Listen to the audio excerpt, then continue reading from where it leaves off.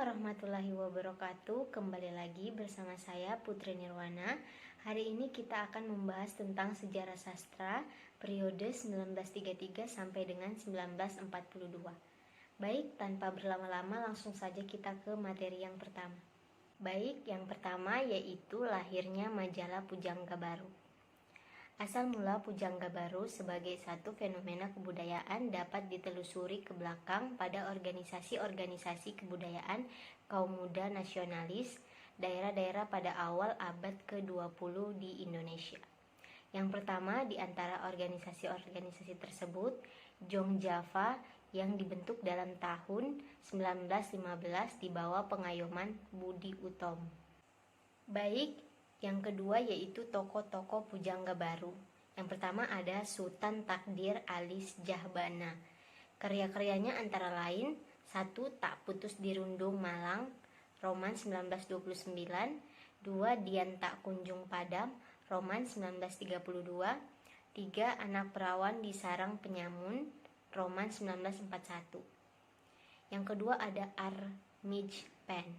Karyanya antara lain 1. Belenggu, Roman Jiwa 1940. 2. Kisah Antara Manusia, kumpulan cerita pendek 1953. 3. Nyai Lenggang Kencana, Sandiwara 1937. Berikutnya ada Amir Hamzah, karya-karyanya antara lain 1. Nyanyi Sunyi, kumpulan sajak 1937. 2. Buah Rindu, kumpulan sajak 1941. 3. Setanggi Timur, kumpulan sajak 1939. Kemudian ada J.E. Tatengkeng. Karyanya antara lain Rindu Dendam, kumpulan sajak 1934. Yang terakhir ada Asmara Hadi. Karyanya antara lain Ku Ingat Padamu, Pujangga Baru 1937. Baik, yang ketiga yaitu Angkatan Balai Pustaka. Angkatan Balai Pustaka adalah nama yang diberikan kepada pengarang yang dianggap sangat produktif menerbitkan karyanya oleh penerbit Balai Pustaka pada tahun 1920-an. Di antaranya adalah 1. Angkatan Siti Nurbaya, karena novel Siti Nurbaya karya Mara Rusli merupakan puncak karya sastra pada zaman itu. Novel Siti Nurbaya menampilkan kritik tajam terhadap adat istiadat dan tradisi yang kaku. Yang kedua ada kebanyakan penulis pada zaman itu berasal dari Minangkabau, sehingga persoalan yang dikemukakan sangat kental dengan budaya lokal Minangkabau. Yang ketiga, Balai Pustaka lahir sebagai reaksi dari keresahan pemerintahan Hindia Belanda pada zaman itu. Baik, yang keempat yaitu para pengarang Balai Pustaka. Yang pertama ada Nur Sultan Iskandar. Tercatat sebagai sastrawan yang terproduktif di angkatannya. Selain mengarang karya asli, ia juga menyadur dan menerjemahkan buku-buku karya pengarang asing. Karyanya antara lain Salah Pilih, Jakarta Balai Pustaka 1928. Yang kedua ada Abu Nawas, Jakarta Balai Pustaka 1929. Berikutnya ada Abdul Muiz, merupakan tokoh yang begitu komitmen terhadap perjuangan dan nasib rakyat yang saat itu sedang dijajah. Karyanya antara lain Pertemuan Jodoh, novel 1933, Surapati, novel 1950. Berikutnya ada I Gusti Nyoman Panjitisna, lahir dalam budaya dan kepercayaan Hindu, Bali, serta tumbuh di istana kerajaan Buleleng. Karyanya antara lain Imade Widyadi, Kembali Kepada Tuhan 1955, I Swasta Setahun Bedahulu 1938. Yang terakhir ada Mara Rusli. Keterkenalannya karena karyanya Siti Nurbaya, roman yang diterbitkan pada tahun 1920, sangat banyak dibicarakan orang. Karyanya antara lain Mara Rusli, Ensiklopedia Jakarta Turis Go ID, diakses tanggal 2020 bulan 2 tanggal 12. Yang kedua ada Seniman Sastra Mara Rusli, situs tim diakses 18 September 2015. Baik, yang kelima yaitu para pengarang wanita. Yang pertama ada Saryamin Ismail, adalah penulis Indonesia yang tercatat sebagai novelis perempuan pertama di Indonesia. Karya-karyanya yaitu Kalau Tak Untung 1933, Pengaruh Keadaan 1937. Yang kedua ada Hamidah, seorang pengarang perempuan Indonesia angkatan Pujangga Baru, mempunyai nama sebenarnya yaitu Fatimah Karyanya yaitu Pujangga Baru Prosa dan Puisi 1963, Seserpi Pinang Sepucuk Siri 1979.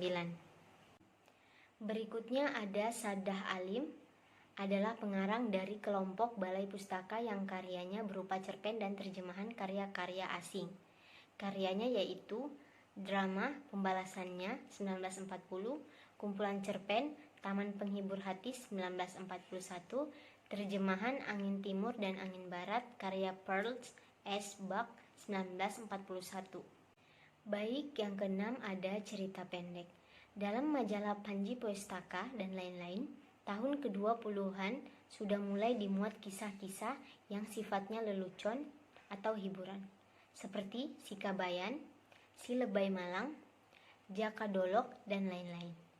Pada tahun 1936, atas usaha Balai Pustaka, cerita-cerita lucu yang ditulis oleh M. Kasim yang sebelumnya bertebaran dalam Panji Pustaka dibukukan dengan judul Teman Duduk. M. Kasim ialah seorang guru yang telah menulis sejak tahun 1922, yaitu dengan romannya yang pertama berjudul Muda Taruna. Beberapa contoh cerpen dan pengarangnya: Sadah Alim, Taman Penghibur Hati 1941, Armij Pen, Barang Tiada Harga, Tujuan Hidup, M. Kasim, Teman Duduk, Suman HS, Pandai Jatuh, Fatwa, Membawa Kecewa, Haji Abdul Karim Amrullah atau Hamka, Kumpulan Air Mata. Baik, yang ketujuh ada drama. Roysam Effendi menulis drama dalam bahasa Indonesia yang merupakan sebuah drama sajak Bebasari 1924. Umumnya drama-drama itu berbentuk closet drama, yaitu drama untuk dibaca, bukan untuk dipentaskan. Armij Pen banyak menulis drama pada masa sebelum perang. Drama-dramanya banyak mengambil latar belakang kenyataan hidup zamannya. Setelah perang, drama-drama Armij Pen itu kemudian dikumpulkan dan diterbitkan dengan judul Jinak-Jinak Merpati 1953. Baik, yang ke-8 yaitu roman-roman dari Medan dan Surabaya. Hamka ialah putra Haji Abdullah Karim Amrullah, seorang ulama pembaharu Islam yang terkemuka di Sumatera Barat yang pernah mendapat gelar kehormatan dari Universitas Al-Azhar di Kairo, Mesir. Roman Hamka yang pertama berjudul Di Bawah Lindungan Ka'bah 1938. Juga romannya yang kedua Tenggelamnya Kapal Van der Wijk 1939. Pengarang lain dari Medan antara lain Matu Mona, nama samaran Hasbullah Parinduri, dengan roman yang berjudul Zamnan Gemilang 1939. Roman dari Surabaya yaitu karangan Imam Supardi berjudul Kintamani 1932. Beliau seorang wartawan yang aktif di Surabaya. Baik, yang ke-9 atau yang terakhir yaitu para penyair dari Sumatera.